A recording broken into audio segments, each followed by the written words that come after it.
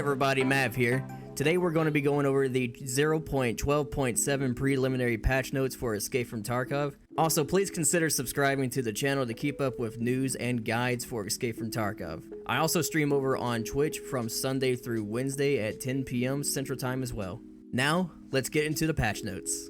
First up is the new customs expansion, which adds more explorable areas into the industrial / construction site over by construction zone. They added many new explorable buildings back in there. They added the stationary weapons such as the MG and probably also the MGLS, and also added new Rashala spawns as well. And for Shoreline, they added the new Scav Boss Senator, which is a former doctor. He worked in the health resorts, and before that in the Terror Group laboratory. After the events that happened in Tarkov, he gathered a gang with former colleagues and operates on the shoreline, actively uses professional skills in combat, quickly healing himself and the gang members. He uses various stimulants and medications, including those of his own production. He can quickly perform surgery by pulling out a bullet or applying a tourniquet on the field. Sometimes he is loyal to the scavs and can leave a couple of first aid kits for his own group members on location. They've also added new quests on Shoreline as well, probably for the new Scav Boss, more than likely. They've also added the long-awaited system for reporting suspicious players, unacceptable nicknames, and also game bug abusers. This can be found on the after-action report or the post-match screen after you die or get out of a raid successfully, or either or, you know what it is. Moving down to improved AI behavior, this is actually something interesting that they've added for scavs in general. Bots can now pick up items, improved AI behavior when they see bodies.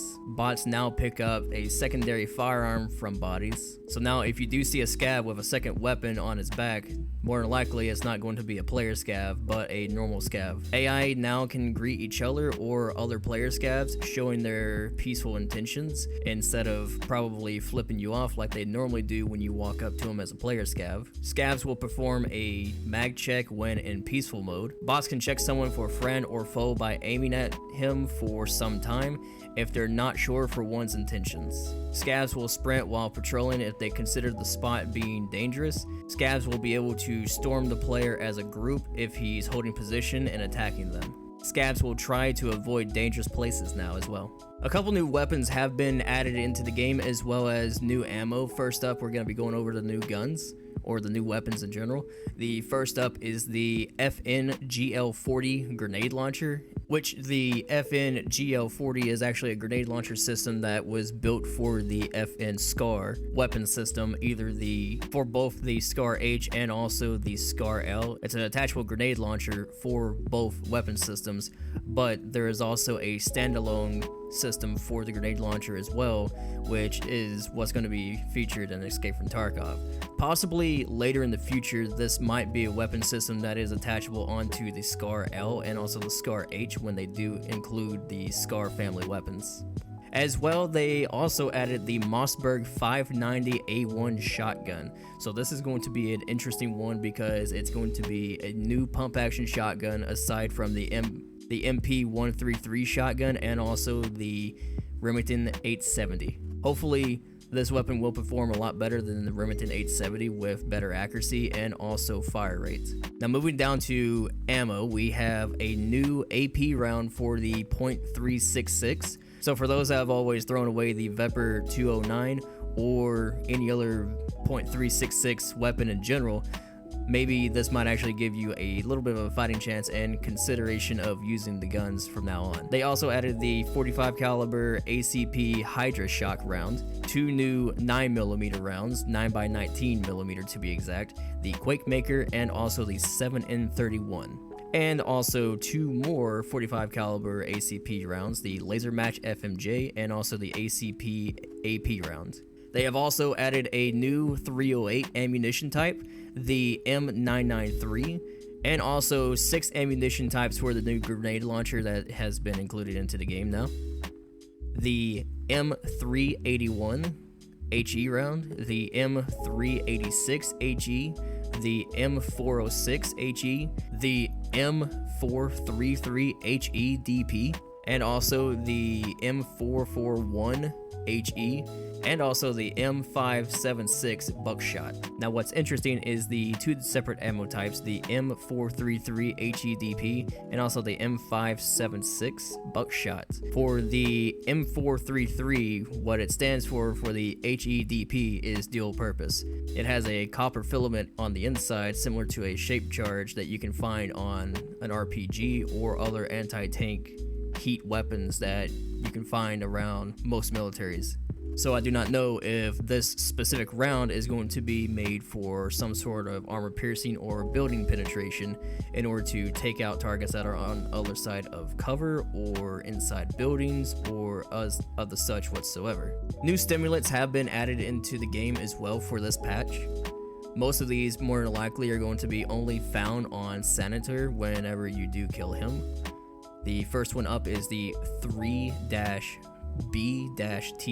The next one is going to be the L1 Noradrenaline. Then the P22 or Specimen 22, as it's also called, AHF1-M, Medonin, and also Abdulbus Cocktail, and Mule.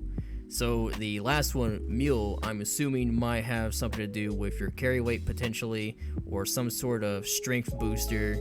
That's just my thoughts. I'm not necessarily sure on what the full details on this stimulant is, but it will definitely be interesting. They also added an additional icon for the network connection status in case of high packet loss. And also in the container slot window, the container tag can now display in the header. Up next, we have new iterations and also improved and reworked skill systems as well. That's going to be added into 12.7.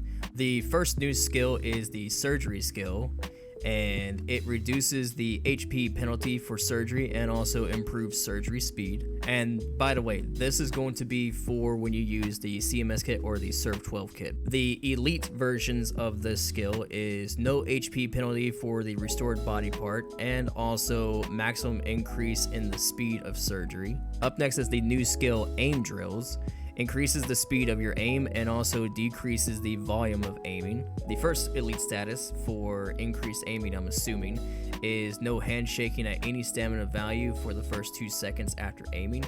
And also the next one is reduce handshaking during tremors and fractures for the first 2 seconds. They reworked the strength skill, increase all weight limits, increases the speed of the sprint, increases jump height, increase the strength of grenade throws, and also increase the strength of melee attacks. So possibly melee weapons might actually be better or at least viable for now, or at least now in general, because I made a whole video on that and you can check that out up above. The first elite status of the new strength skill is weight does not take into account your weapon that you are holding in your hands or the weapon that you have on your back. And also the second has a stronger melee attack than usual. They also reworked the endurance skill, increased feet stamina, reduced stamina consumption for jumping, increased holding breath time when ADS, increased the speed of breath recovery. And there are also now 3 elite statuses for endurance. The first one is maximum increase in breath recovery rate. The next is breathing is no longer dependent on energy, and increased stamina reserves. They also have done various other fixes to old skills as well, and also added 5 HP to the health of chest zone from 80 to 85. In other words, that's going to affect some rounds that are in the game, such as the LPS ammo for the 7.62x54R and also the M80 rounds from the 308, essentially making these rounds incapable of one-shotting any player to the chest when they're not wearing any armor. Of course, if they're wearing armor, then the shells have a much higher chance of fracturing if it does penetrate, therefore it will do increased damage. This is actually an interesting change that they did. Now on to optimizations. They optimized the rendering of decals, fixed freezes that happened when the sound of thunder or the sound of grenade exploding was played, optimized the performance of the game server, fixed an issue with killing the boss of a group of raiders who appeared on the scene after interacting with the trigger was leading to errors on the server, minor optimizations on the first shot or hit, optimizations of hideout sounds, fixes of errors that could potentially lead to different freezes. Next up is going to be the fixed section, and I'm just going to let this play through because as usual there's so many fixes that they have added into the game that this list is absolutely huge, and I don't want to make this video longer than it really needs to be, so here it goes. Changes that they have made: now it is possible to examine items from the construction requirements screen in the hideout. I don't necessarily know why they did this, but that is a interesting change that they have added. They added displaying the time before the bleeding effect disappears in the stash. Now if you are not matched to the raid within 45 minutes, the search will be cancelled. I honestly feel like this should be decreased massively, because if you are searching for a raid for 45 minutes, there is definitely something wrong. They updated the SV98 animation: hold new animation when entering and exiting a sprint, new hold in the menu and on the loading screen. They also updated the PPSH animation: hold and new animation when entering and exiting a sprint. And if you guys want to catch some more EFT content, then click on the videos and also consider subscribing if you enjoyed this content. I will see you guys on the next one. Peace. I'm out of here.